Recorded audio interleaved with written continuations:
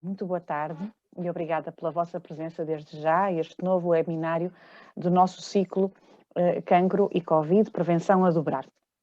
Depois de uma série de webinars em que estivemos a debater mais os fatores de risco, falamos em tabaco, falamos em vacinação, falamos em 4 formas de prevenir o cancro e a Covid, o convite hoje é para debatermos com 2 especialistas, e que especialistas, é um gosto ter-vos nesta nossa sala virtual, as questões relacionadas com a literacia em saúde. Muito têm vindo a falar sobre esta questão e como falávamos há pouco em off, importa passar também um bocadinho da teoria à prática. Eu penso que temos realmente as pessoas ideais para fazermos este exercício.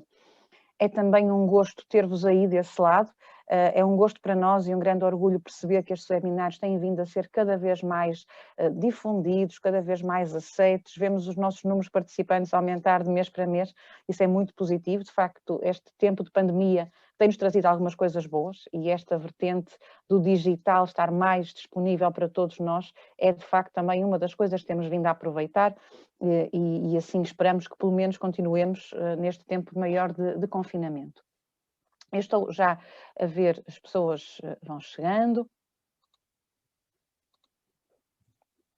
Vamos só aqui a ver se entretanto íamos tendo também feedback.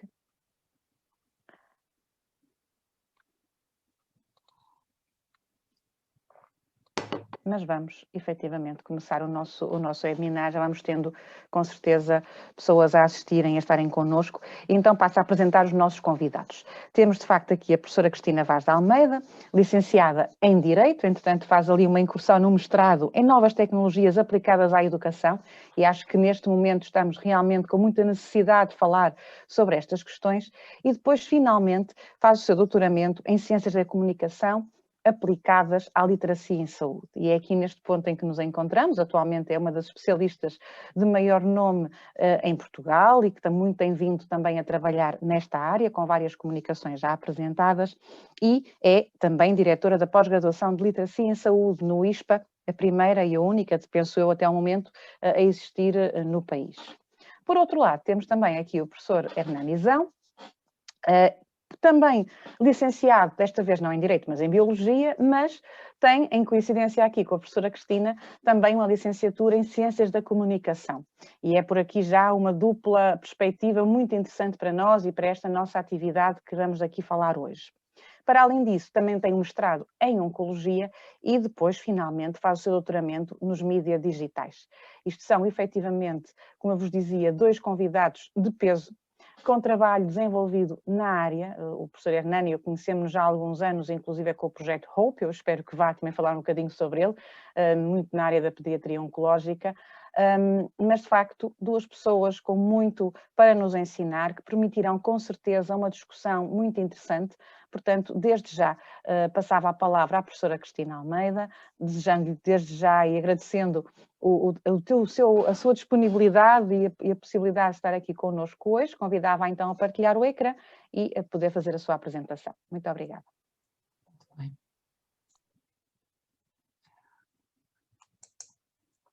Penso que já estão a ver. Sim? Sim, sim. Muito bem.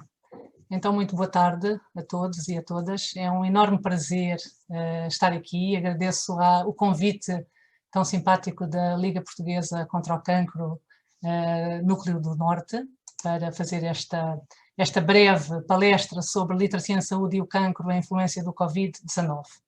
Muito bem. Vamos começar então.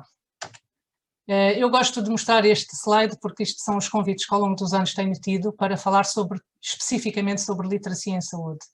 E de facto é um prazer ver que muitas organizações caminham para organizações literadas e que estão muito interessadas no desenvolvimento da literacia em saúde.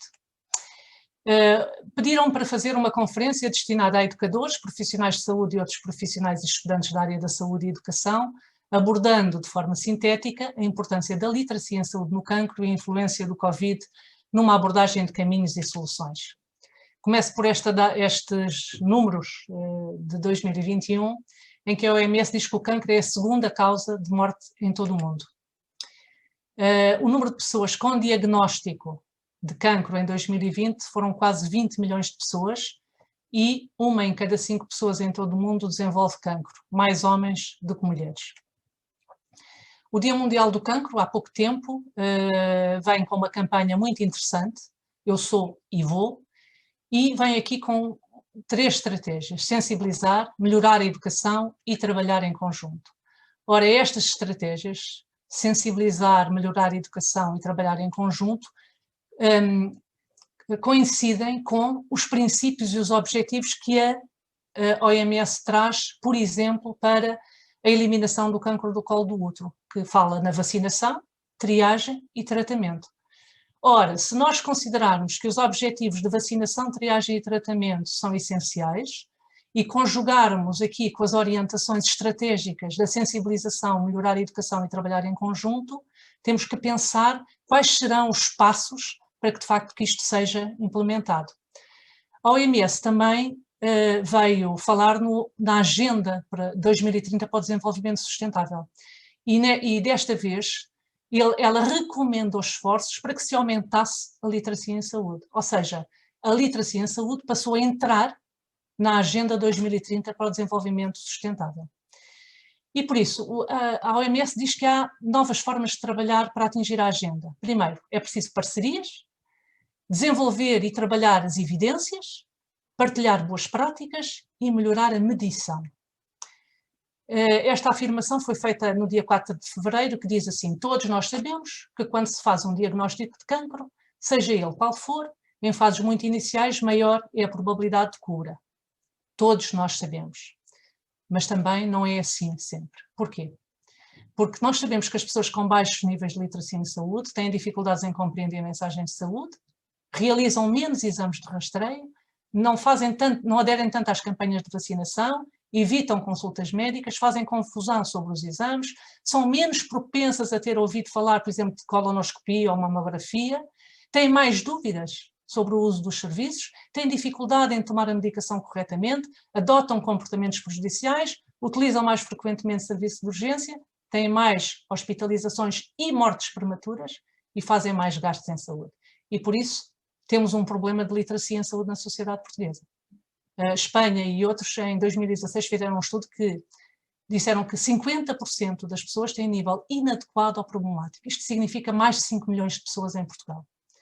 Se, por um lado, o diagnóstico precoce teve um papel fundamental na redução da mortalidade do cancro, por outro lado, a pandemia trouxe também resultados negativos. Porquê? Porque projeta, por exemplo, isto nos Estados Unidos, mais de 10 mil pessoas morrerão de cancro na próxima década por causa destes tais exames perdidos, cortes no atendimento, etc. E por isso precisamos de quê? Prevenção e promoção. A Sociedade de Oncologia diz que o cancro não espera em casa. Se a pandemia causou uma quebra de 60% a 80% nos novos diagnósticos, mais de 1000 cancros que ficaram por diagnosticar, sabendo que o mundo está mais virtual, temos uma realidade aumentada, temos a realidade virtual, temos a telesaúde, temos a telemedicina, as teleconsultas, o teleensino. Mas, por outro lado, também sabemos que os comportamentos das pessoas com baixa literacia em saúde no ambiente virtual também têm algumas falhas. Por exemplo, a pessoa distrai-se com palavras e elementos extras de um website. A pessoa com baixa literacia em saúde navega de forma linear e recua com frequência. Escolhe a primeira resposta que encontrar sem verificar se está correta. Tem dificuldade em distinguir a diferença entre informação de alta e baixa qualidade. É mais propenso a desistir se não encontrar a informação e tende a clicar apenas 1 ou 2 links no resultado da pesquisa. O World Economic Forum, que acabou agora no dia 29 de janeiro, vem tentar dar respostas ao Covid. E o que é que dizem? É preciso reforçar a resiliência global. E para isso é preciso formular estruturas analíticas, criar novas formas de parceria e uma construção da confiança através da tal comunicação clara e consistente. E por isso diz que, através da comunicação, e eu digo assertiva, clara, positiva e consistente, temos que proceder a mais análise, mais parcerias e desenvolvimento da confiança. E porquê que é importante a literacia em saúde? Nós sabemos que as pessoas mais literadas são aquelas que são capazes de participar na sociedade. São capazes de participar no sistema de saúde de forma abrangente e eficaz. Eu gosto deste esquema porque dá-se a entender o que é que a literacia faz em todos nós. Permite que o indivíduo consiga aceder, processar, avaliar, interpretar e usar o quê? As informações em saúde e o sistema de saúde, para quê? Para tomar boas decisões em saúde. E isto tem resultados em saúde, no âmbito do seu contexto, da sua comunidade. Sorensen, no dia 2 de fevereiro, há dias, dizia que, e reforçava, que é preciso envolver na literacia em saúde o conhecimento, a motivação, as competências, para quê? Para depois poder aceder, avaliar, compreender e usar estas decisões relativamente à saúde, à prevenção de doenças e à sua promoção, com vista a melhorar aquilo que nós queremos, que é qualidade de vida, bem-estar, no ciclo de vida dos indivíduos. E vem a querer acrescentar aquilo que nós temos dito, que é, temos que ter organizações literadas. E por isso, com o apoio das partes organizacionais.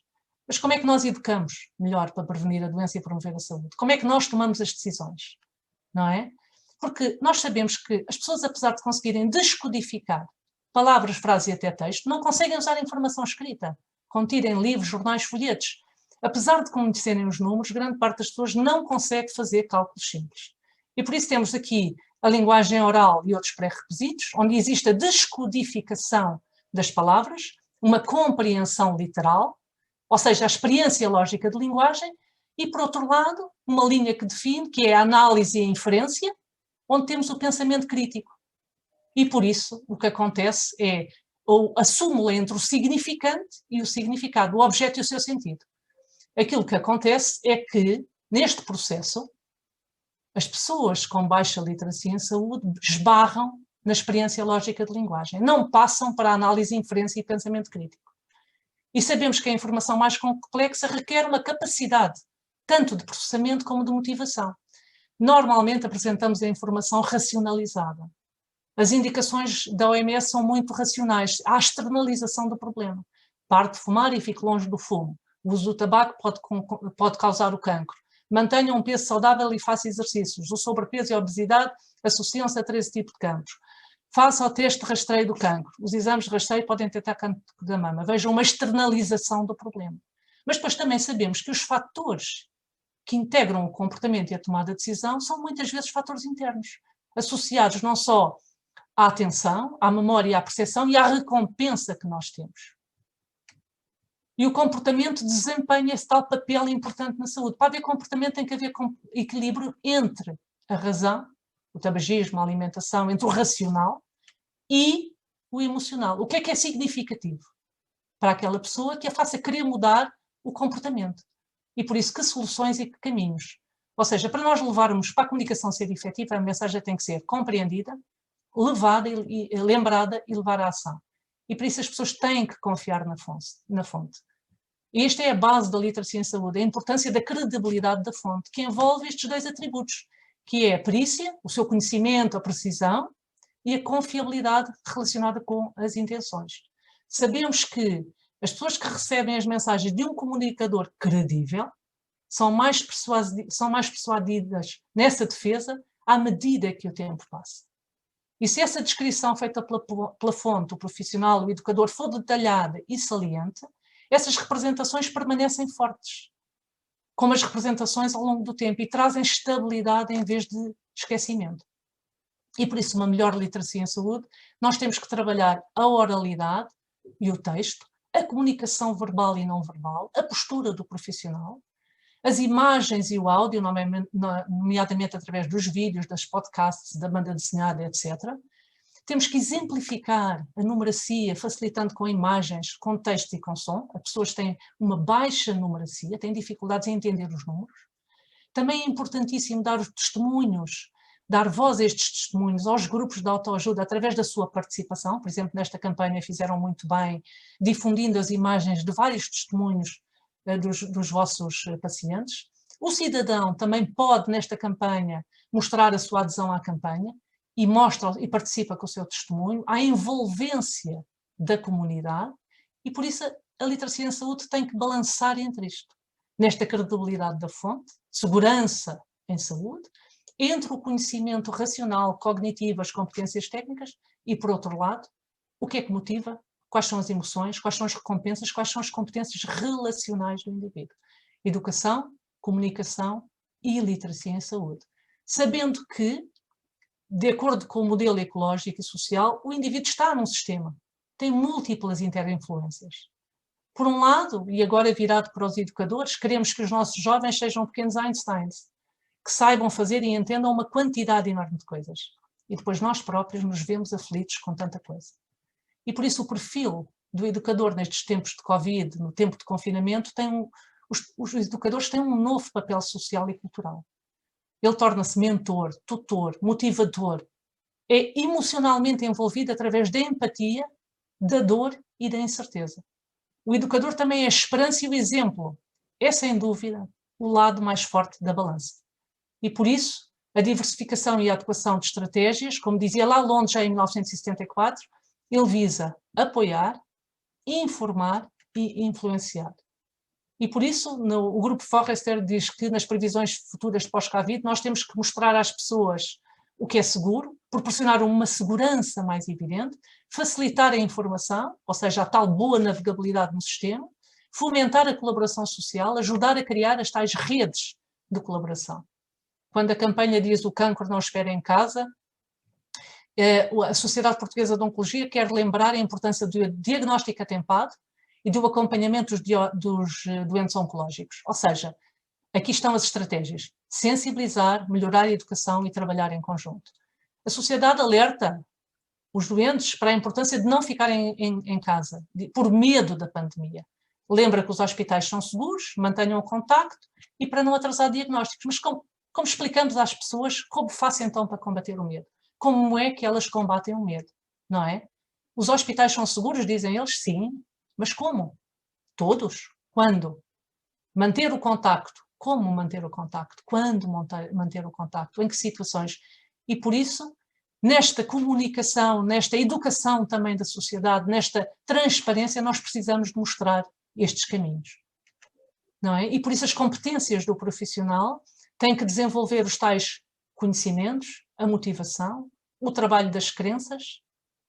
Ensinar significa misturar a razão com a emoção. Para quê? Para que o outro assimile o conhecimento, compreenda as suas barreiras e sinta motivação para agir.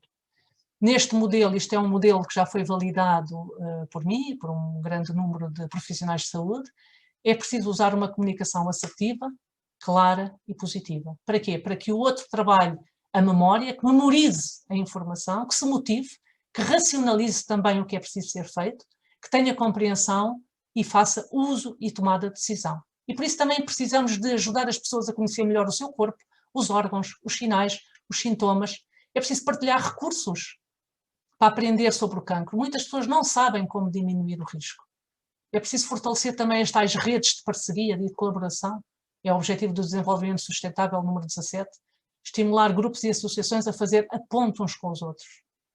Há uma intervenção mais efetiva de projetos na comunidade, ligações não diretas, mas abrangentes de outras áreas que vêm beneficiar também as áreas da saúde e as áreas da educação. É preciso também diminuir a complexidade do sistema e como? Simplificando as linguagens em todos os suportes, sejam eles físicos e digitais. Melhorar a comunicação, criar caminhos muito claros para o autocuidado e para a promoção de decisões acertadas. Porque educar é avaliar, mas avaliar também significa monitorizar. E monitorizar, então, nós temos que verificar se o sistema funciona. Saber o que falha e por que falha. E temos que intervir mesmo em pequenos passos para melhorar esta forma construtiva e colaborativa. E por isso há um roadmap no progresso da crise, da avaliação à melhoria. Desde a avaliação, determinar os riscos, fazer pequenos passos, criar pequenos planos, usar os dados que já temos para fazer melhorias, debatendo, refletindo, revendo, alterando, e depois identificar soluções, implementar e monitorizar. Também tem que haver, necessariamente, melhorias no contacto digital, aumentando o conhecimento dos sistemas tecnológicos, formando os profissionais, regulamentando os processos, aumentar a pesquisa e a investigação nas áreas educativas, compreender que barreiras e crenças as pessoas têm, fazendo uma comunicação positiva digital, valorizar do bom e das boas práticas.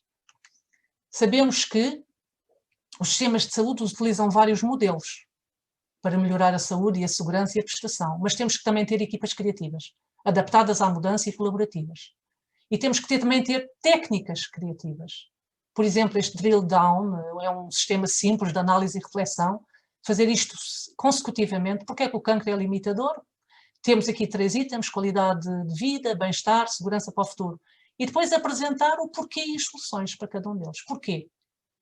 Dar a resposta. Porquê? Dar soluções. E também o Community Guide é um bom site de pesquisa de evidência, de intervenções recomendadas.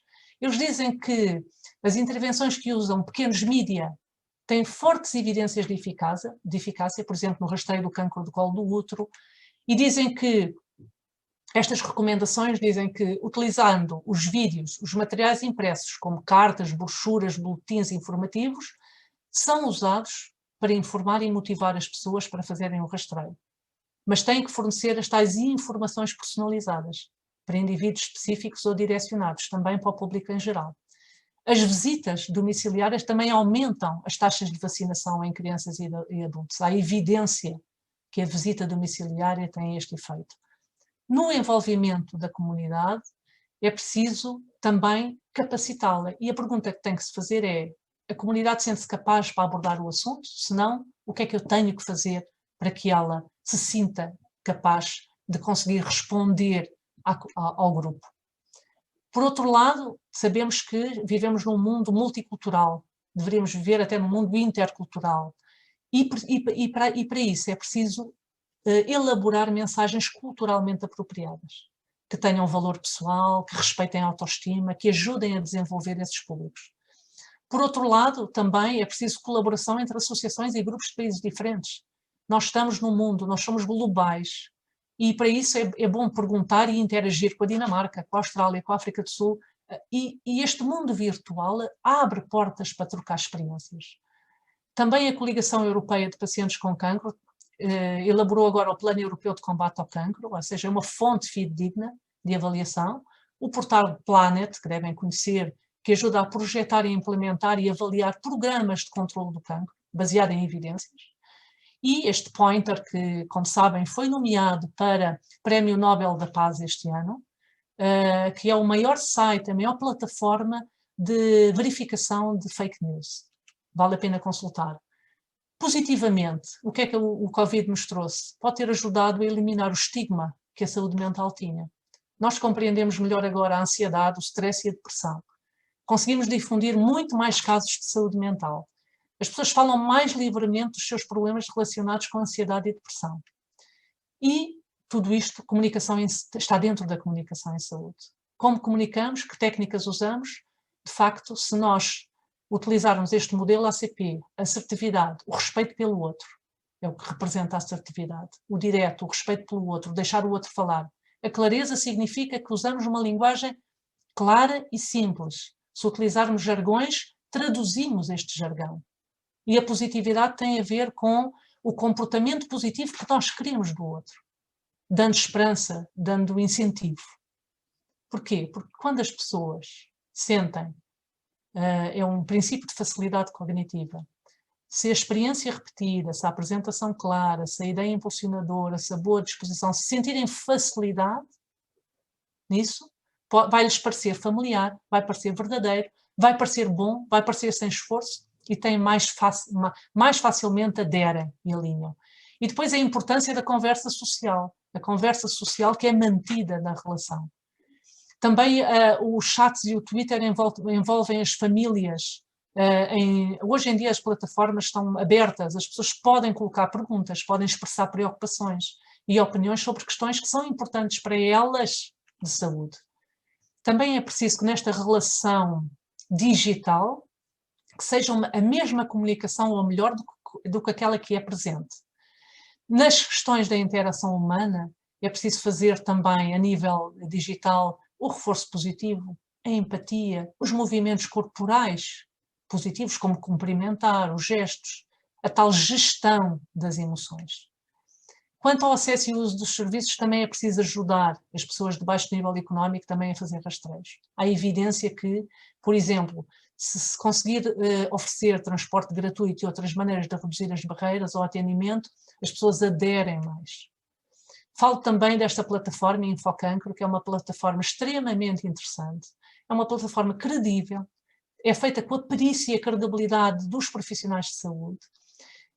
Aqui faz-se o questionamento correto ao profissional de saúde, ajuda a preparar as pessoas para as consultas, tem uma lista de associações e de apoio, é uma plataforma que vale a pena olhar, navegar. Por exemplo, quanto ao questionamento, diz a plataforma Infocancro, antes da biópsia, preparar o momento diagnóstico.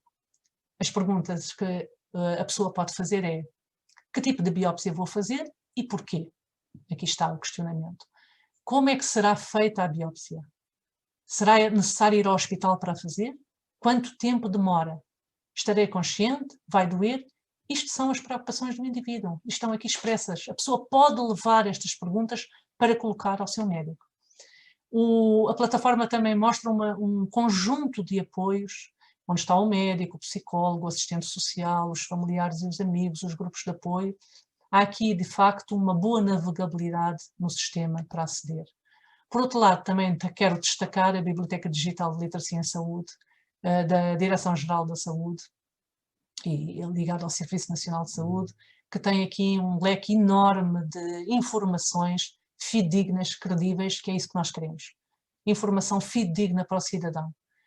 Também publiquei o ano passado com um conjunto de colegas da Rebrals, do Rede Brasileira de Letramento em Saúde, Catarina Moraes e Virgínia Visconde Brasil, e um conjunto de 20 especialistas portugueses de literacia em saúde, que fizeram a pós-graduação em literacia em saúde, estes 2 volumes, 50 técnicas de literacia em saúde na prática.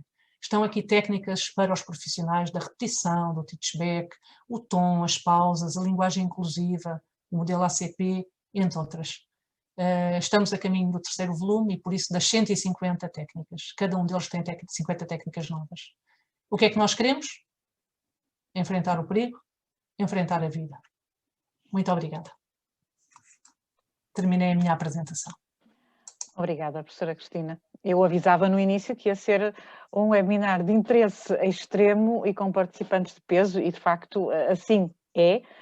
Queria-lhe agradecer de coração porque muito do que estava a dizer, estava a ouvi-la, estava a pensar em muito do que tem vindo a ser a minha prática ao longo dos últimos 20 anos, muito daquilo que também fui dizendo aos nossos professores, aos nossos colaboradores que trabalham em Educação para a Saúde com a Liga, também há mais de 20, 30 anos, que é quantos anos o Departamento de Educação para a Saúde tem, e é muito positivo conseguimos perceber que há investigadores que estão a fazer este trabalho de forma séria e que também nos permitem depois a nós, temos ferramentas para podermos consubstanciar e credibilizar as nossas intervenções. Eu acho que foi dizendo aqui uma série de questões e de palavras que eu fui apontando, gostava de ter...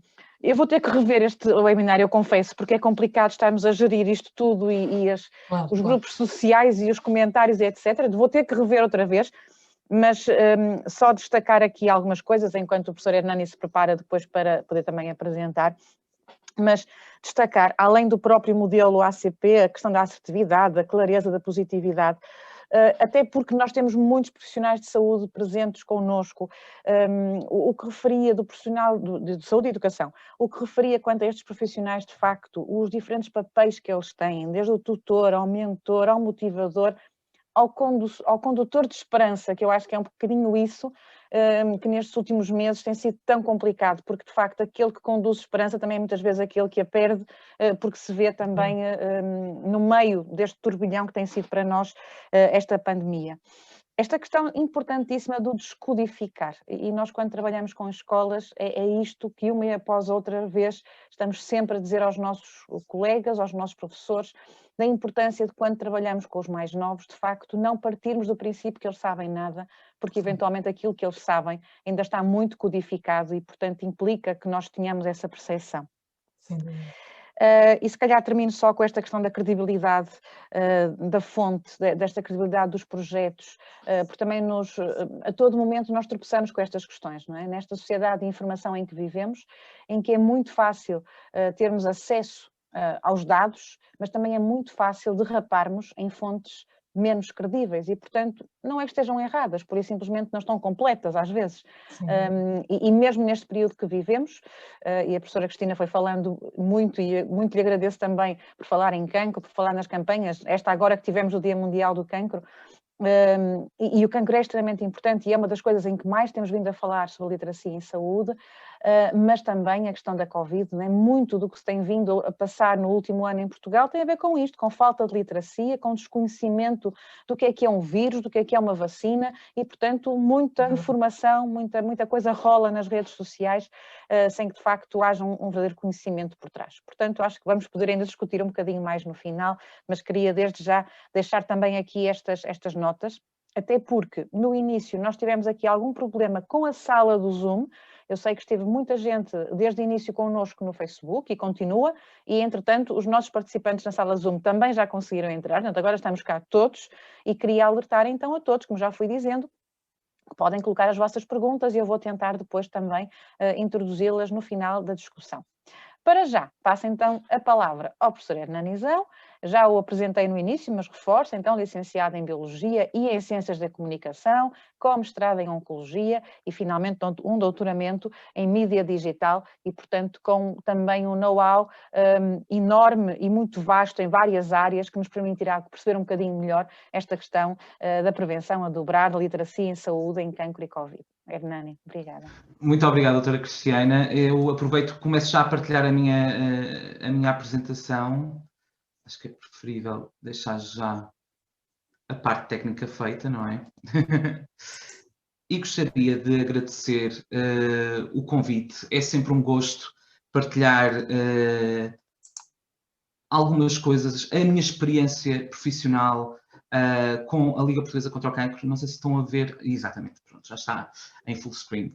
É um gosto. A Liga Portuguesa contra o Cancro, especialmente o Núcleo Regional do Norte, que é, de certa forma, o núcleo que eu conheço com mais proximidade, tem feito um esforço incrível e tem trabalhado com muito daquilo que a professora Cristina apresentou. A Liga já está a fazer, já está a utilizar. É óbvio que existem tantos recursos e existe tanta coisa que pode ser melhorada, que achamos sempre que os projetos têm que ser refeitos e há sempre um passo novo que poderemos dar. E é verdade, nós temos assistido realmente a uma evolução muito grande, especialmente neste momento em que se fala tanto de literacia, em que se fala tanto de comunicação em saúde.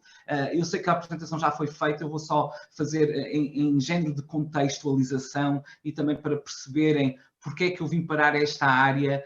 Eu vou-vos explicar um pouco do meu percurso. Eu realmente comecei a minha licenciatura em Biologia, a pensar que iria trabalhar para a área da genética, para um laboratório.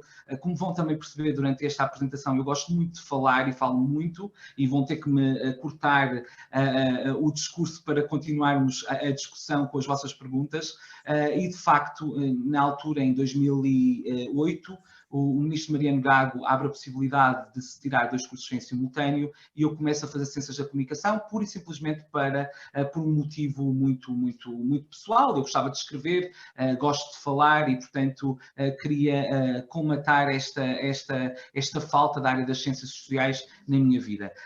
Entretanto, acabo o curso de Biologia e vou para o mestrado em Oncologia e aí é que começo a perceber, nos dias da semana, no curso de Ciências da Comunicação, estava a aprender sobre formas eficazes de passar informação e noutros dias da semana, nas aulas de Oncologia, do mestrado em Oncologia, via casos muito preocupantes de pessoas que não entendiam o seu diagnóstico, que tinham dificuldades de navegabilidade no próprio Sistema Nacional de Saúde e que as limitava, digamos assim, a enfrentar a doença neste contexto específico do cancro. E, portanto, para mim, fazer este mestrado, fazer esta licenciatura em Ciências da Comunicação, foi um abre-olhos para eu começar a trabalhar esta questão da literacia em saúde desde 2009. Entretanto, começo a fazer um doutoramento na área dos médias digitais, muito para este desenvolvimento de programas transversais que usam as novas técnicas de comunicação e as implementam em contextos educativos, em contextos de saúde, e senti necessidade de fazer um segundo mestrado na área de educação para a saúde, muito porque nós precisamos, e tal como dizia a professora Cristina, nós precisamos de avaliar o impacto daquilo que fazemos, nós precisamos de medidas de saúde pública que utilizam, de facto, a literacia em saúde e utilizam estas técnicas de uma forma mais assertiva. Pronto, a apresentação feita, percebem um pouco agora um pouco do meu percurso. Hoje trago-vos um bocadinho daquilo que foram os resultados da minha tese de doutoramento neste sentido.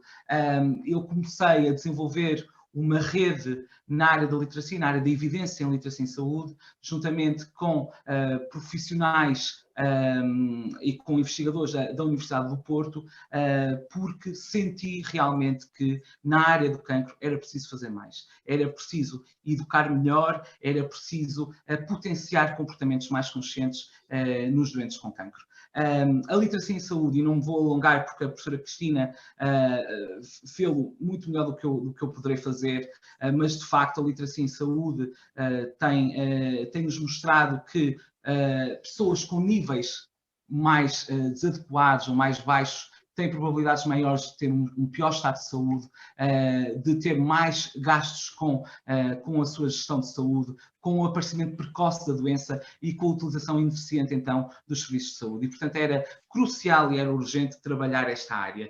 E hoje eu trago-vos aqui uma perspectiva diferente, não da literacia em saúde per si, mas, de facto, neste contexto da prevenção, como é que nós podemos, sabendo e tendo como base, utilizando as técnicas de literacia em saúde e de promoção da saúde, como é que nós podemos, de facto, mudar o comportamento das pessoas.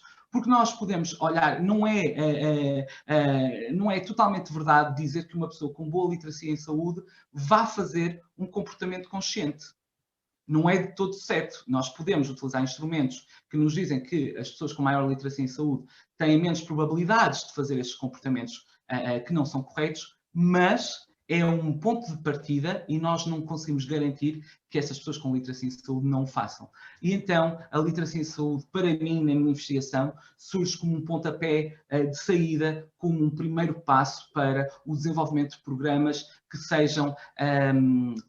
que envolvam a população, que de facto utilizem este racional e este emocional de uma forma mais consistente. Isto porque, dou-vos apenas um exemplo, um estudo norte-americano conta-nos que 92% das pessoas entrevistadas para este estudo sabem e acreditam que é importante lavar as mãos depois de tossir ou espirrar, mas de facto apenas 60% destas pessoas o fazem. Ou seja, eles têm o conhecimento, as pessoas têm o conhecimento, mas do conhecimento à ação há aqui um degrau muito importante e que nós temos que trabalhar. E que é este degrau que, de facto, nos interessa porque está relacionado com os resultados em saúde. Eu gosto muito de utilizar esta imagem.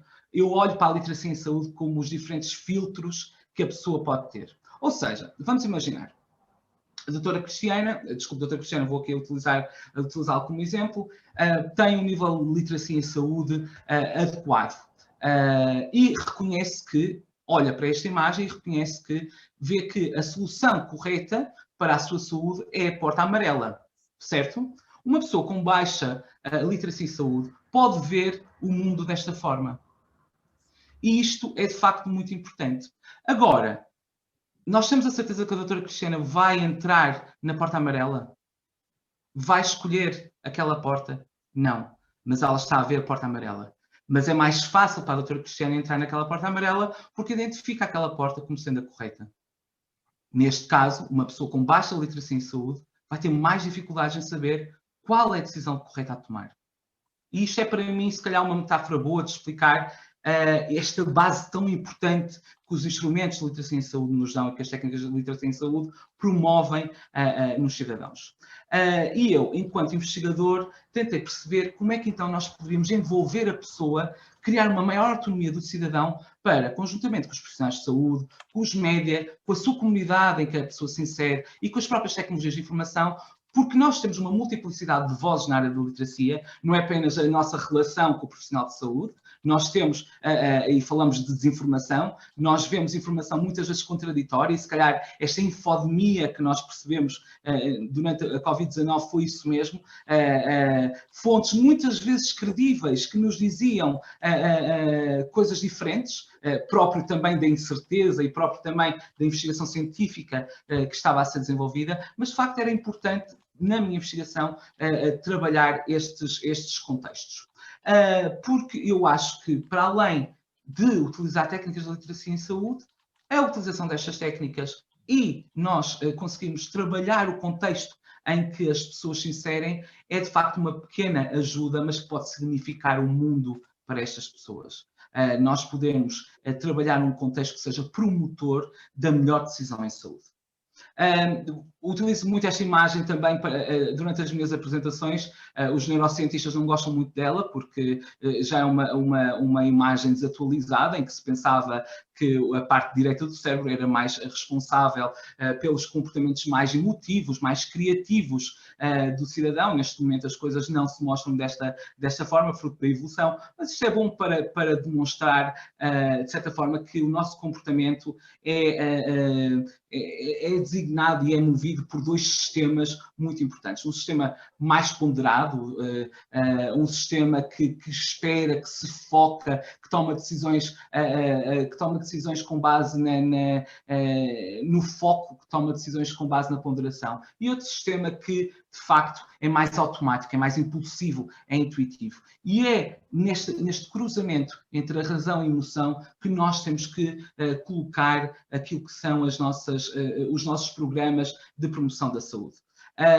De facto, nós somos influenciados por forças implícitas, nós tomamos decisões principalmente por intuição, e por isso mesmo é que às vezes a literacia em saúde ou o grau de conhecimento que eu tenho em saúde não é totalmente esclarecedor se eu vou ou não tomar uma decisão acertada. As nossas decisões são afetadas por alguns preconceitos ou atalhos mentais que nós temos e somos realmente criaturas emocionais, criaturas sociais. Alguns autores olham para isto como o defeito daquilo que é ser humano, mas também a principal razão pela qual nós somos chamados de humanos. E, portanto, é através destas forças que nós devemos trabalhar os nossos contextos. Acima de tudo, eu vou-vos apresentar neste momento e direcionado mais para a área do cancro, formas de nós implementarmos projetos fáceis, que sejam atrativos, que sejam sociáveis e que sejam oportunos para melhorar a qualidade de vida de cidadãos sem cancro ou de cidadãos com cancro. Existem muitos drivers ou fatores de influência que nós podemos estudar. Isto eu gosto de usar, com os meus alunos, gosto de usar isto como um género de ingrediente, lista de ingredientes que nós podemos usar. Alguns foram mencionados pela professora Cristina, a parte do incentivo, a parte do step by step, passo a passo, a parte da aliança, a parte são de facto muito importantes, e isto é bom para nós termos o educador, o profissional de saúde ter em casa para quando for desenvolver um programa deste género, poder munir-se de ferramentas que sejam interessantes. Quando olhamos para o percurso do oncológico, isto é um projeto espetacular de um laboratório canadiano que tentou mostrar como é a jornada do doente oncológico. Reparem que é muito difícil e estamos presentes, estamos a ver uma jornada que é complexa, é uma jornada que é única para cada pessoa, mas que tem pontos que são quase obrigatórios. E é nesta jornada que nós temos que perceber, e a prevenção ocorre antes mesmo da pessoa ser diagnosticada com cancro, não é? Como normalmente nós a concebemos, mas ocorre sempre durante todo o percurso. E se nós falávamos em comunicação de crise durante a Covid-19, deixem-me dizer-vos que eu também acho que ser doente de cancro é estar a trabalhar totalmente neste ambiente de crise, de comunicação passo a passo, de dificuldade, que é conseguir obter os resultados que nós queremos e trabalhar muito com a incerteza. Outra infografia que eu gostava de mostrar aqui está muito relacionada com os fatores de influência do doente oncológico. De facto, não é só o Sistema Nacional de Saúde que contribui e influencia o comportamento do doente oncológico, é uma série de forças que nós temos que considerar quando trabalhamos o desenvolvimento de novos projetos. Nesse sentido, o meu projeto de doutoramento teve como objetivo o desenvolvimento de um laboratório de criação para a literacia em saúde, em que nós utilizávamos o conhecimento de várias faculdades para conseguir contribuir de uma forma assertiva, de uma forma consciente para o avanço da evidência na área da literacia e como é que nós poderíamos, com base no conhecimento que não estava centrado na literacia, como é que nós conseguiríamos centrá-lo em programas específicos na área da saúde. O cancro foi, de certa forma, o primeiro trabalho mais vertical que nós desenvolvemos neste que era um centro dedicado, e é um centro dedicado a ser um observatório, um laboratório criativo e um centro de formação para todos os stakeholders que estão reunidos aqui connosco. Juntamente com este laboratório, a empresa Bright, que é uma spin-off da Universidade do Porto, fazia toda a transferência de conhecimento até aos próprios atores, ou seja, esta sinergia que existia entre nós era muito importante e nós precisávamos de transferir toda esta investigação para a poder implementar na comunidade. E, portanto, esta sinergia trabalhou os projetos que eu vou passar a apresentar. O primeiro projeto, então, estava relacionado com a elevada ansiedade, a pouca atividade física e a pouca resposta aos tratamentos de crianças internadas com cancro. Uma criança com cancro pode passar 2, 3, 4 meses internada e isso faz com que um estado depressivo leve e uma elevada ansiedade e uma atividade física leva a que a massa magra normalmente das crianças baixe e a criança não seja normalmente, se tiver um peso muito baixo, não seja admitida para o próximo ciclo de quimioterapia, o que faz com que a estadia da criança seja prolongada por mais tempo e todos estes fatores secundários se agravem. E a necessidade do IPO do Porto era de responder a este problema. Nós, em conjunto, decidimos criar e decidimos começar a usar esta criatividade para trabalhar este projeto em específico. Então, começamos a desenvolver um projeto chamado Serious Games for Health, ou seja, nós utilizamos os conceitos de jogos sérios, de gamificação, que são normalmente atribuídos e utilizados numa vertente mais de entretenimento e começamos a utilizá-la numa vertente de impulsionar resultados em saúde, principalmente de crianças internadas com cancro. E foi aí que nós juntamos um design realista da convivência, um design realista que espelhava aquilo que era a convivência normal de uma criança internada com cancro, com storytelling, ou seja, uma história motivacional e com uma tecnologia de exergaming. Isto quer dizer o quê? Para não usar gíria sem explicar, uma tecnologia que fazia com que os dispositivos móveis detectassem o movimento do corpo da criança e ela pudesse fazer exercício físico. Isto, de facto, motivava a mudança de comportamento e nós conseguimos,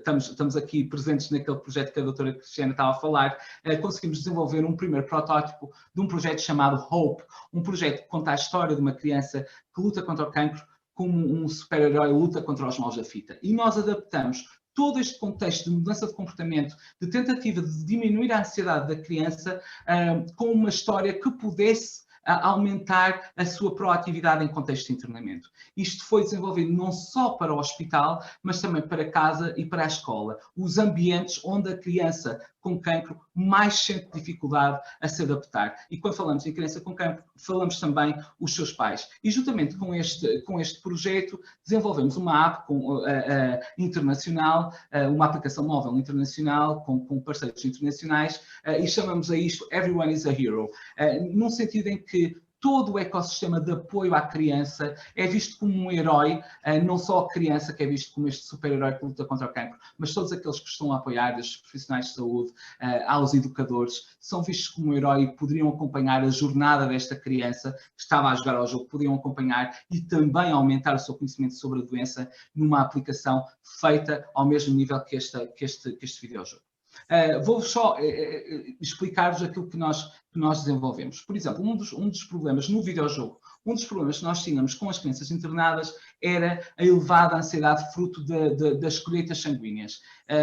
A criança tinha muito receio, muito medo, doía. Algumas crianças já identificavam os enfermeiros ou as enfermeiras a partir dos pais, eles já sabiam, aquela enfermeira vai doer muito mais, já conheço aquela enfermeira, aquele enfermeiro já é bonzinho, então eles respondiam muito assim, de uma forma atípica. Aquilo que nós fizemos foi transformar isso num jogo, no próprio videojogo, num jogo de tiro ao alvo, em que o nosso super-herói está com o braço muito a tremer e a criança tem que acertar no alvo. Então, transformamos este jogo num jogo de uma colheita de sangue, num jogo de tiro ao alvo, e quando os enfermeiros que conheciam este jogo e que sabiam que a criança estava a utilizá-lo, quando iam tirar sangue, o enfermeiro dizia: olha, agora és tu o super-herói e sou eu que vou ter que acertar no alvo. E a criança, imediatamente, como jogava este jogo, sempre muito mais complicado do que a imagem que vocês estão a ver, depois o nível evoluía, ela dizia: então eu vou ter que ficar com o braço quieto, senão tu vais falhar o alvo e vais ter que me picar outra vez. Ou seja, nós conseguimos moldar o comportamento da criança para que ela percebesse que, se ela estivesse quieta, sossegada e mais estável, era fácil tirar a sangue, era mais fácil, facilmente nós conseguíamos proceder a este procedimento. Um outro exemplo era a quimioterapia. Era muito difícil explicar às crianças porque é que elas entravam no hospital de uma forma, pronto, com uma pequena febre, com algumas dores de barriga, e começavam a sentir-se nos primeiros momentos, sentir-se ainda pior do que quando lá entravam. Não, era muito difícil explicar porque é que a criança tinha que ficar com o cabelo rapado, porque é que ela estava amarela. Então aquilo que nós explicamos, e ela não percebeu muito bem o que é que era a quimioterapia. E nós precisávamos de aumentar a atividade física da criança. Então aquilo que nós fizemos foi desenvolver um nível em que a criança coloca-se em frente à câmara frontal, não é? Para ser detectado o movimento dela, e a criança é a própria nave, é uma nave chamada medicamento, que entra na corrente sanguínea e que mata as células malignas e as células benignas. E a criança percebe, porque vai ter que matar com o próprio movimento do corpo, recomendado pelos fisioterapeutas, ou seja, com o exercício físico aeróbio, ela percebe que vai matando estas células e vai fazendo o exercício físico que é recomendado por estes profissionais. E a partir daí, nós conseguimos entender e explicar à criança, entender o processo de descomplicação deste procedimento que assustava as crianças, e elas percebiam porque é que tinham que ficar tanto tempo paradas e que estava ali um robôzinho chamado medicamento a matar as células malignas. Nós desenvolvemos uns primeiros clinical trials com este tipo de projeto e conseguimos uma redução de cerca de 63% das crises de ansiedade durante as blood collections, durante a retirada de sangue, durante a quimioterapia e também o número de ataques de pânico durante toda a hospitalização.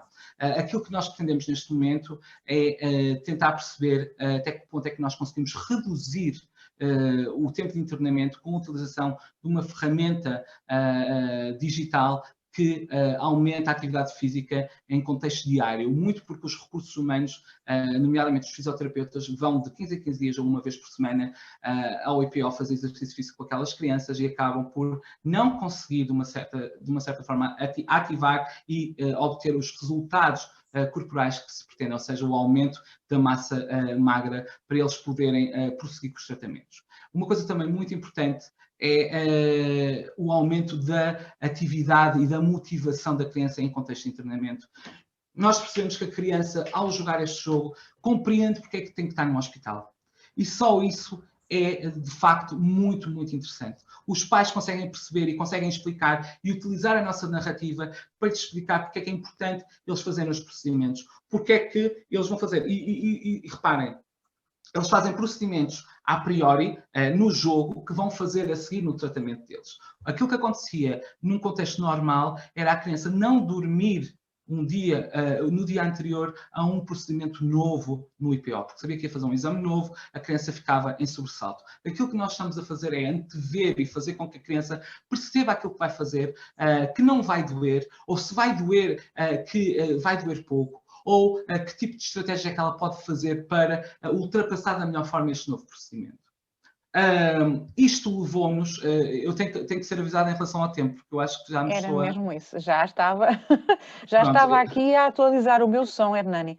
ok, Mais 3 minutinhos, será que está bem. conseguimos? Vou tentar então. Aquilo que nós fizemos foi implementar isto, porque percebemos que os alunos, quando voltavam para a escola, sofriam, na grande maioria destas crianças, sofriam de bullying. E nós pegamos nesta história e desenvolvemos um kit escolar para diminuir o bullying existente em contexto de sala de aula, explicando, com base nesta mesma narrativa, o que era e o que é o cancro. Nós utilizamos uma narrativa, a mesma narrativa do videojogo, colocamos aqui a história de um irmão que luta contra o cancro e o irmão mais novo que o ajuda a voltar à escola, explicando à turma dele porque é que o irmão é um super-herói, e de facto foi incrível perceber que nós fizemos um estudo com 1.728 crianças dos 9 aos 13 anos e foi de facto incrível perceber que, primeiro, a Liga Portuguesa contra o Cancro está a fazer um trabalho excelente, porque os alunos conhecem a palavra cancro, percebem o que é que a doença quer dizer, reconhecem os fatores de risco, sabem que a doença não é contagiosa na grande maioria das vezes. É difícil perceberem o lado científico por trás do cancro, o que leva a que muitas vezes não percebam porque é que a criança está sem cabelo ou volta para a escola de uma forma mais inchada, mais gordinha, sem estar com o mesmo aspecto. E pronto, e nós aplicamos este projeto também e fizemos uma capacitação dos professores com um questionário de percepção e opinião sobre o ensino do cancro nas escolas e medimos também a literacia em saúde destas pessoas, destes professores, com base num teste muito simples de numeracia, mas de facto compreendemos que professores que registaram piores scores no instrumento de medição de literacia em saúde têm mais reticências sobre o ensino do cancro nas escolas. E as pessoas que registram piores scores acreditam que se deve falar sobre cancro com estudantes em idade superior. E, portanto, este foi um projeto espetacular e que nos fez perceber que as ferramentas digitais são importantíssimas para nós podermos criar ecossistemas potenciadores de literacia em saúde. Eu ia falar sobre prevenção na área da alimentação sustentável, depois envio os links todos com base também em filmes de animação que tentam criar aqui uma nova geração, e fazem com que a comunidade olhe para a alimentação e olhe para os produtos locais como verdadeiros tesouros. Escolas, hortas municipais e pescadores estão alinhados neste tipo de projeto e conseguimos também, através de técnicas de mudança, digamos assim, do aspecto dos alimentos ou da modificação ou do posicionamento dos alimentos nas próprias cantinas, aumentar o consumo de peixe e de frutas e vegetais. E só para terminar, dizer que fizemos também uma campanha neste momento que se tornou uma campanha viral com a rádio comercial, em que juntamente com turmas de ensino secundário, com outdoors espalhados pela cidade, mostramos porque é que era importante a utilização da máscara, e os próximos projetos estão muito relacionados também com as oportunidades de olhar para a pandemia como uma normalização e, se calhar, quebrar alguns estigmas. Um deles relacionado com o cancro, que é a normalização do uso de máscara e que muitas vezes estava associado com o estigma de crianças que a tinham que usar. Estamos a trabalhar com uma ilustradora incrível, estão a ver imagens desta ilustradora, e aquilo que estamos a fazer é tentar potenciar a importância da gestão do medo e da gestão da incerteza. E pronto, e fico-me por aqui. Muito obrigado. Obrigada, Nani. Eu sei que é um apaixonado também por estas temáticas. Acho que isso é transversal a todos nós. Atrever-me a dizer a todos nós que estamos deste lado da conversa e a todos os outros que nos estão a assistir, porque não arredam pé, como é que costumo dizer, vão aumentando, vamos vendo os números também a oscilar, mas sempre acima no Facebook. Eu ia então abrir este período também um pouquinho de discussão. Reforçava a quem nos segue que podem fazer as questões e eu vou tentando também passá-las aos nossos convidados. E surgiu logo de início, nem de propósito, porque agora o Hernani Zial, com o qual também eu continuo a lutar diariamente, que é esta questão de a partir de que idade é que se fala com crianças sobre cancro, não é? Portanto, esta questão dos professores, alguns professores ainda serem muito resistentes à ideia de que se possa falar com crianças mais pequeninas sobre este assunto, e logo após a intervenção da professora Cristina, alguém nos questionava sobre que materiais utilizar na promoção da literacia em saúde com os alunos dos vários níveis de ensino. E de facto aqui é que eu então relacionava as vossas duas intervenções, porque de facto estamos a falar aqui de uma intervenção que deve ser feita nos mais pequeninos, nos maiorzinhos e nos adultos e nos séniores, não é? E se calhar para cada uma destas faixas etárias diferentes materiais poder-se-ão pensar. Professora Cristina, o que nos tem a dizer sobre isto? Muito bem, muito obrigada. A pergunta acho que é muito pertinente. De facto, podem ser utilizados diversos materiais. Nós temos é que pensar ao longo do ciclo de vida em que situação se encontram essas pessoas, que idade é que têm, em que contexto é que vivem. Se forem para as crianças e jovens, as intervenções são diferentes daquelas que serão para os idosos. De qualquer forma, para a camada mais jovem de estudantes do secundário ou mesmo crianças, é útil utilizar, para já, a estratégia entre a razão e a emoção. Tem que haver sempre emoção, aquilo que também o Dr. Hernani disse e que eu também acabei por dizer, que é, nós temos que estimular as pessoas na sua emoção, na sua percepção, nos seus mecanismos intuitivos. As pessoas normalmente tomam decisões através dos atalhos e por isso os elementos a usar têm que ser os mais variados possíveis. E hoje em dia não podemos escapar ao digital, o digital tem que estar pronto. E hoje em dia trabalhar no digital basta usar, por exemplo, um telemóvel, fazer um filme, juntar as pessoas, desde que o guião seja útil, seja pensado previamente, as crianças e os jovens podem montar esse guião e depois partilhar entre eles. Isto dá uma dinâmica educacional muito grande. E já agora parabenizar também a intervenção do Dr. Hernani, que de facto eu falei um pouco da teoria e ele consolidou com aquilo que é a prática e que é a junção de facto disto. Só podemos trabalhar a percepção se também percebermos que é autoeficaz, que o outro consegue fazer. E além do outro conseguir fazer, que dá importância àquilo que faz. Porque eu dou sempre o exemplo que uma pessoa pode tomar um comprimido, não é? Tem autoeficácia para o fazer, sabe meter na boca, beber um copo de água, mas se não der importância não o vai tomar. E se calhar não trata da sua hipertensão. E nas crianças também é isso, quer dizer, que haja esta motivação, estes elementos, consubstanciado com estes elementos cognitivos para poder produzir materiais. É muito fácil hoje em dia produzir materiais digitais, desde que haja um guião prévio. Não estou a ouvi-la. Desculpem, também me acontece a mim, também me vou esquecendo. Eu estava a dizer que é realmente verdade aquilo que diz e se me permite também partilhar, além do que está a dizer da questão do digital, às vezes também nós agora temos que fazer este equilíbrio, não é? Porque tudo é digital sim, e de repente não, tem que haver também cansamos. equilíbrio, Mas claro. nós fizemos ultimamente uma experiência na Liga, nós temos uma rede de escolas que trabalham connosco, a que chamamos de Escolas Liga-te, muito nesta perspectiva do que também vocês acabaram por referir, esta ideia de trabalhar na comunidade, com a comunidade, para a comunidade, nesta perspectiva de inter-relações, e a propósito do tabagismo, propusemos às escolas uma maratona de perguntas. A lógica era que pudessem ser os próprios alunos a questionarem, e portanto aquilo era uma maratona, o que primeiro começou com uma pergunta nossa, não é? E depois o que primeiro respondeu tinha direito a colocar uma pergunta a todos os outros.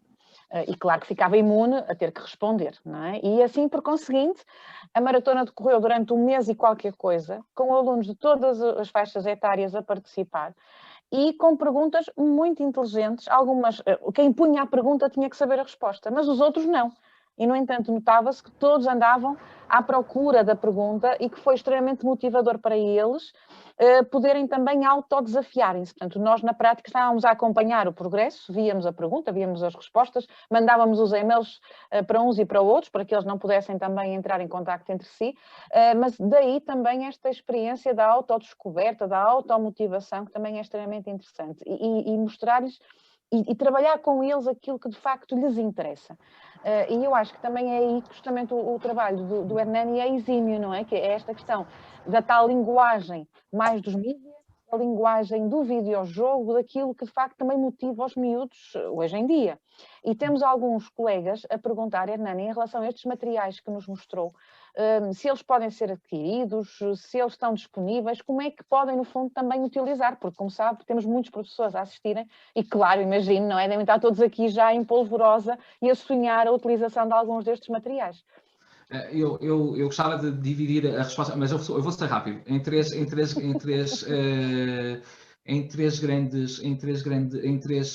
pontos essenciais. O primeiro ponto essencial, só retomar a pergunta anterior, eu acho que é importante é muito importante segmentar também o tipo de abordagem dentro da própria escola, da primária, mesmo muitas vezes pré-primária, até ao ensino secundário, as estratégias devem ser diferentes.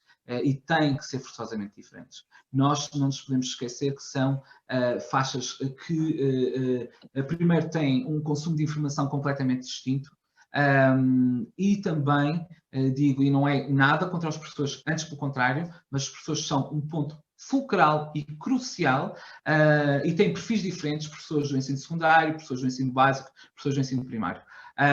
E é muito importante também motivar estes professores. Aquilo que nós percebemos quando estávamos a testar o nosso kit de intervenção escolar foi que a maior parte dos professores que tinham baixa literacia em saúde, ou seja, que não estavam, primeiro que não estavam familiarizados com o contexto, que não tinham ferramentas, achavam que estes recursos só deviam ser implementados a partir de uma certa faixa etária. E outra coisa que nós percebemos é que pessoas que tinham alguns problemas ou que tinham passado pela doença ou que tinham familiares que tinham morrido com a doença ou que tinham tido algum problema assim, mais complicado ou complexo dentro da complicação que é a doença oncológica, essas pessoas também normalmente achavam que falar-se sobre cancro a crianças mais jovens era muito complicado, porque realmente tinham esta experiência. Ou seja, a experiência falava mais alto em relação à própria capacitação dos professores. E isso não pode ser. Nós temos é que fazer ao contrário. Nós temos que capacitar os professores para que a própria experiência pessoal não interfira ou interfira positivamente neste problema. Relativamente aos materiais, os materiais ainda não são disponíveis, eu já ando com este projeto há imenso tempo, mas não queria disponibilizar, foi nossa decisão não disponibilizar o kit sem disponibilizar primeiro o videojogo, para que o ecossistema ficasse todo montado. Entretanto, isto vai modificar e o kit vai ser disponibilizado em breve.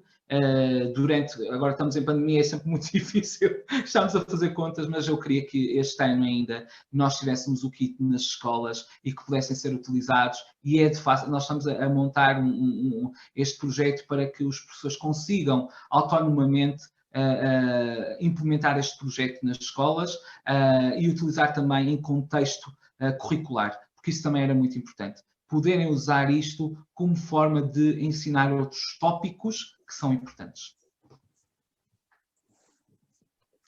Obrigada, Hernani. Foi mesmo rápido, agora não fui mais rápida do que o Hernani a ligar. É sempre complicado. Eu tenho-vos a dizer que estamos a ter comentários de pessoas que dizem que não dão pelo tempo passar. Portanto, é prova de que são extremamente bons comunicadores, como já se fazia prever, e que o tema também é apaixonante para todos os que nos estão a ouvir. Queria também voltar, e enquanto aguardo, a ver se vem mais alguma questão, queria voltar a outra questão que a professora Cristina dizia há pouco e que, entretanto, não me passou quando fiz o meu pequeno resumo, que tinha a ver com aquela questão de trocar experiências, que é tão positivo. Na realidade é o que estamos a fazer aqui hoje, mas achei curioso porque referiu isso justamente num contexto de trocar experiências com outros países, com outras associações, com outras redes, e de facto isso é também uma verdade, até mesmo no que diz respeito também ao cancro, à maneira como nós lidamos com o cancro, à maneira como nós o prevenimos. E isso eu tenho vindo também a reforçar muito, na medida em que atualmente faço parte da União Internacional contra o Cancro e ao fazer parte desta associação consegue-se perceber como Portugal afinal não está assim tão mal posicionado nestas coisas como muitas vezes nós nos queremos fazer entender, não é? Parece que sempre estamos na pior zona possível e não, e por exemplo em relação à vacinação do HPV, somos dos poucos países na Europa e no mundo que têm a vacinação no Plano Nacional de Vacinação gratuito para as meninas e também para os meninos, quase nenhum país neste momento o tem. Em relação aos rastreios, estamos extremamente bem posicionados também, com altas taxas de adesão em termos da mama. com um bom caminho já feito em termos de cancro de colo do útero e de cancro de colo retal.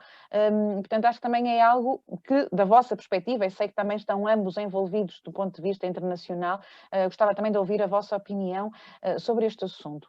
Só antes de vos dar as palavras, e antes, porque depois esqueço-me, gostava de reforçar, nós temos também algumas pessoas que nos estão a questionar e a fazer perguntas muito concretas sobre o doente oncológico, sobre os seus direitos. No fundo, também tem a ver com esta questão da literacia em saúde, não é? Porque os nossos meios de comunicação informam, mas muitas vezes não informam aquilo que as pessoas querem efetivamente saber.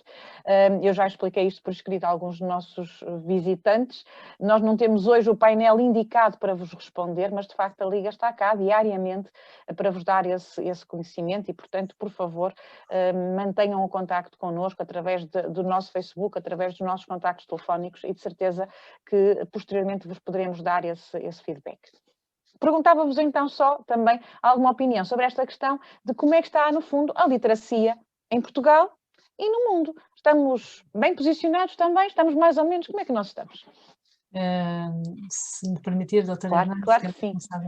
Em relação às questões das partilhas, vou primeiro à sua questão anterior. Muitas vezes temos a ideia que estamos sempre a reinventar a roda e não estamos, porque de facto a maior parte das ideias já estão pensadas e já estão bem estabelecidas. Nós falamos pouco com os outros, partilhamos pouco com os outros.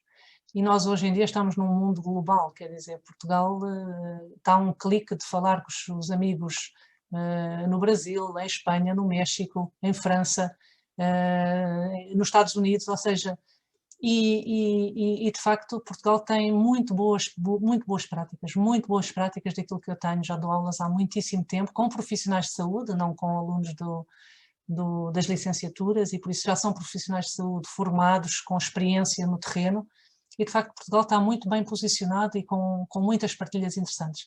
Agora precisamos é de alcançar os outros, não é? Dar este passo. Para já internamente, eu acho que mesmo a nível de Portugal, as associações falam um pouco umas com as outras, sobretudo não é preciso serem associações, por exemplo, relacionadas com o cancro ou com a saúde.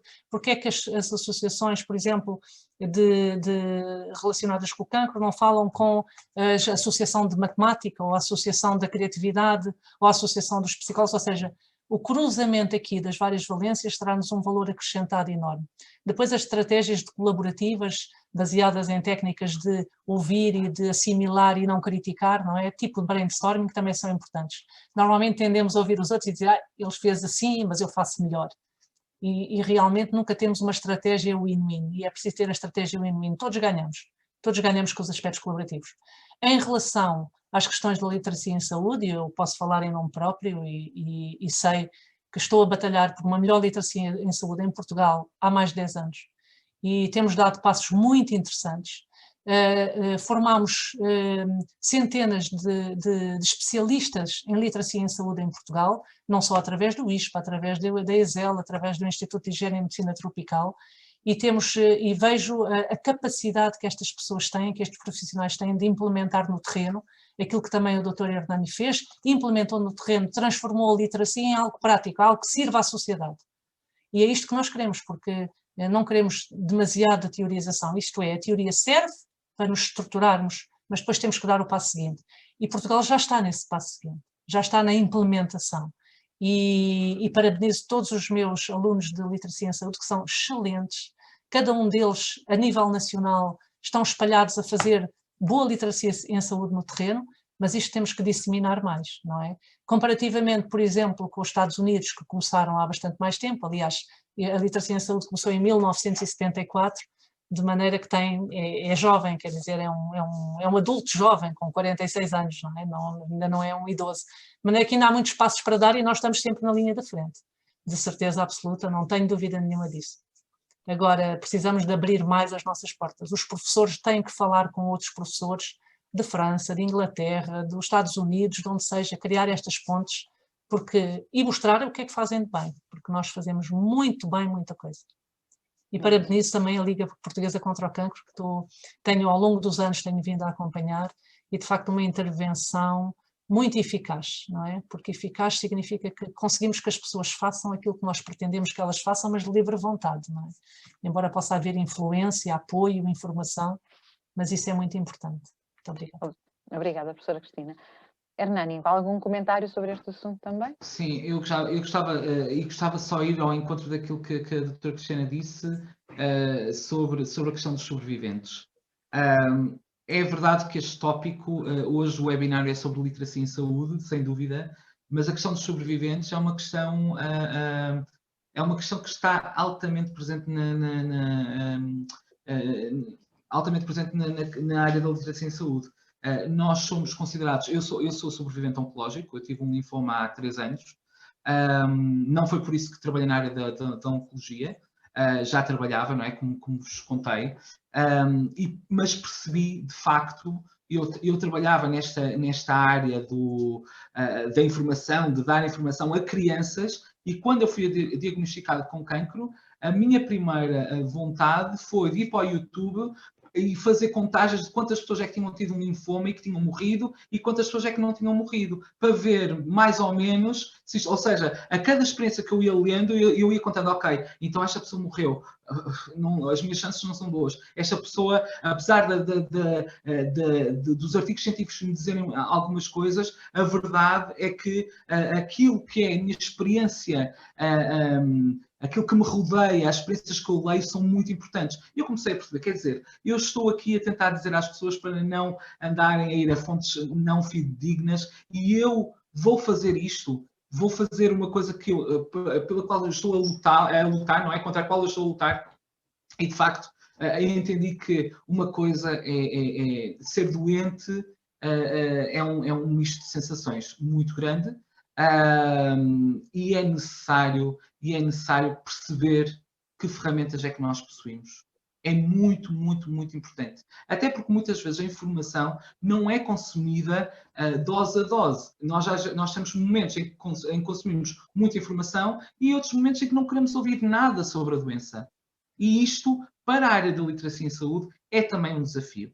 Eu só queria responder relativamente à área da sobrevivência. Há muita coisa para se fazer em conjunto, em sociedade, enquanto comunidade. A Liga Portuguesa faz um trabalho excepcional, mas a Liga Portuguesa não chega porque não tem braços para toda a gente. Ou seja, aquilo que eu digo é, a Liga Portuguesa, juntamente connosco, cidadãos doentes, não doentes, familiares de doentes, nós temos que nos unir para, por exemplo, trabalharmos pelo direito a ser esquecido. Um sobrevivente de cancro que queira ter acesso a financiamento, queira ter um crédito, tem muitas dificuldades a ter um crédito. Nós temos que simplificar também esta navegabilidade no Sistema Nacional de Saúde, uma vez, logo que somos sobreviventes. É muito complicado. Pessoas que têm que pedir baixa, sabem o inferno que é pedir uma baixa? É muito complicado. E isto nós temos que legislar.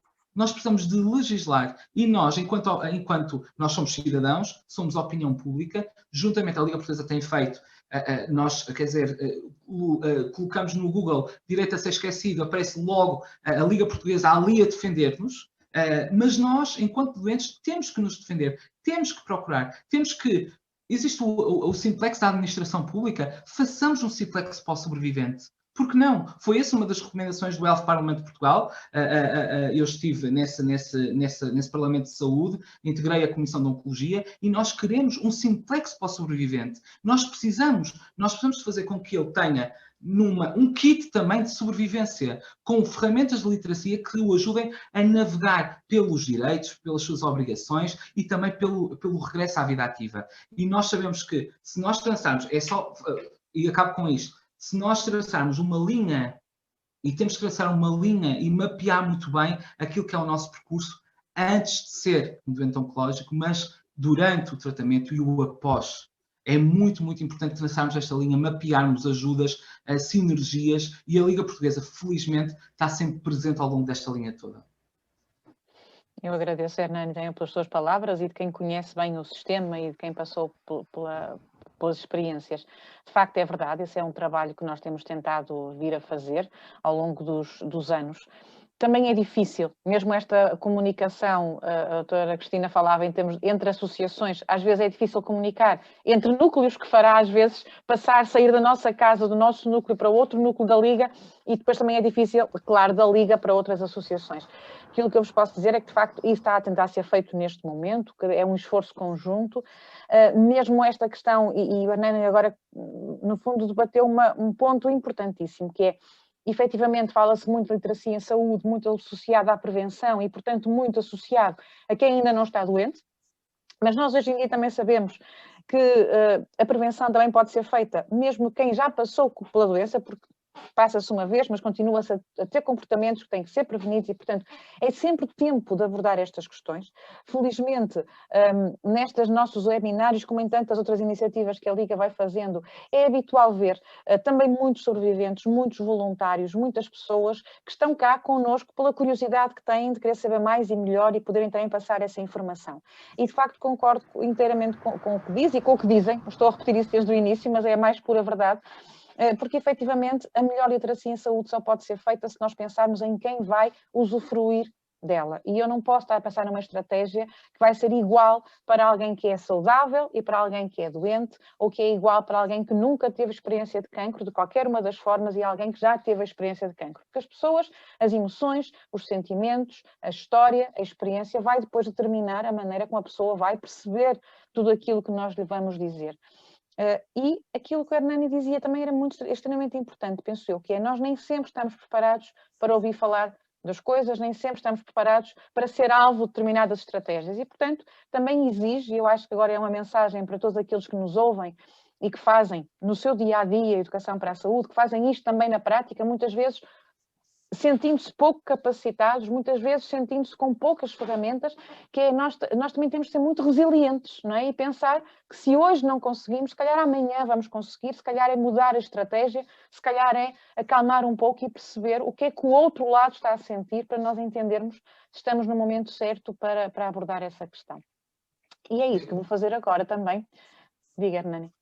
Desculpe lá, eu só queria acrescentar uma coisa. Sem dúvida, e há uma outra. Eu gostava só de acrescentar um outro ponto.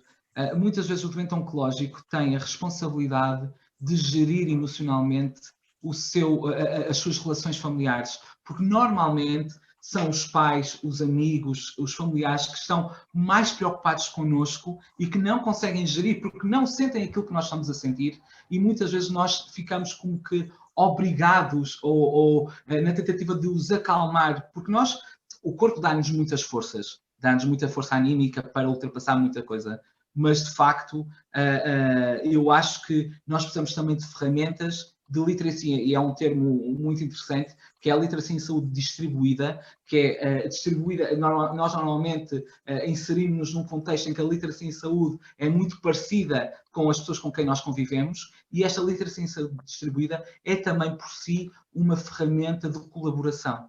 Nós temos que colaborar com as pessoas que estão à nossa volta, no nosso seio familiar, para fazer com que esta linha, esta nossa jornada enquanto doente oncológico, seja muito mais fácil de ser ultrapassado. Era só para dizer isto. Não, obrigada, Nani. Eu acho que nós ficámos aqui a conversar noite fora, porque íamos com mais cerejas, vamos adicionando mais pontos, infelizmente não podemos. É chegar também o momento de eu sentir o pulso a quem está do lado de lá, mas tenho-vos a dizer que nós estamos nesta sala com 99 pessoas e temos mais 74 no Facebook. Portanto, fora as outras que nos vão ver posteriormente. Portanto, nós mantemos aqui muitos resistentes connosco, mas acho que é bem também da nossa saúde postural, da nossa saúde mental, da nossa saúde também física, porque também temos que ir jantar, não é? É chegado o momento também de terminarmos. Eu queria, de facto, agradecer-vos imenso, mais uma vez, a vossa disponibilidade, a forma como apaixonadamente tratam estas questões. Foram extremamente bons comunicadores e os comentários depois, peço-vos, vão espreitar, porque de facto vale a pena, são de parabéns para vocês e são inteiramente merecidos. Da parte da Liga Portuguesa contra o Cancro, especificamente do Departamento de Educação para a Saúde, reitero aquilo que vou sempre dizendo, nós estamos inteiramente disponíveis para este trabalho colaborativo em qualquer dimensão que considerem que possa ser pertinente e relevante também nas vossas áreas de trabalho, e isso digo-vos a vós, à professora Cristina, ao professor Hernani, mas também a todos aqueles que estão a assistir ao webinar, porque efetivamente muitos dos professores que assistem trabalham comigo, eu conheço pessoalmente, muitos são contacto de contacto, porque isso também tem vindo a acontecer e também nos orgulha imenso. Já passaram 5 webinars pelas minhas contas desde que nós começamos. E de facto, do webinar para o webinar, as inscrições têm vindo a aumentar, o número de participantes aumenta e, portanto, isso de facto só revela que as pessoas estão interessadas, mas que há também este ponto positivo ao máximo do passa-palavra, e de certeza que é porque hoje está aqui, que gosta e que passa a palavra, e no mês seguinte essa pessoa trará 1, 2, 3 pessoas com ela. No mês seguinte, que será já a março, 10 de março, como sabem, este ciclo é sempre no dia 10, que é para vocês não se esquecerem do vosso Departamento de Educação para a Saúde, o acróstico então é o 10 também.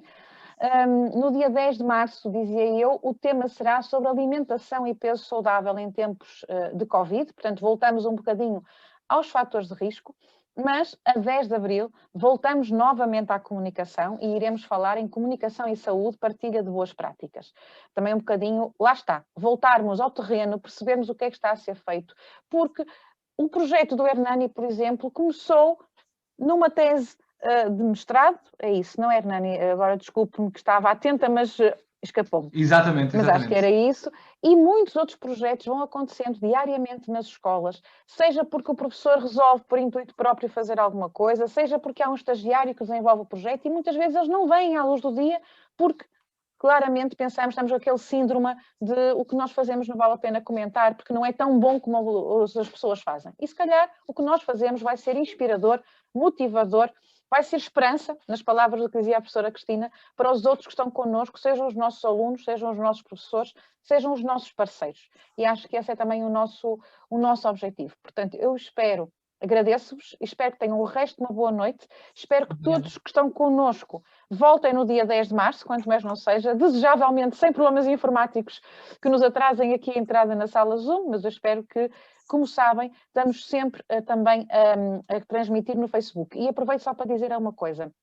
Eu estava a ver há pouco também os vossos comentários na altura que se inscreviam. Não é necessário ter conta de Facebook para ver este webinário. Ele pode ser visionado através do nosso browser na internet, mesmo sem termos conta, porque como a Liga é uma instituição, portanto tem página institucional, vocês acedem ao vídeo sem terem que ter conta e fazer login no Facebook. Portanto, por aí também um pouco mais de literacia informática agora, nesta perspectiva de que todos podemos assistir. Muito obrigada mais uma vez, o resto uma boa noite e até ao próximo dia 10. Boa noite, muito obrigado. obrigada. Boa noite. Obrigada. Até à próxima.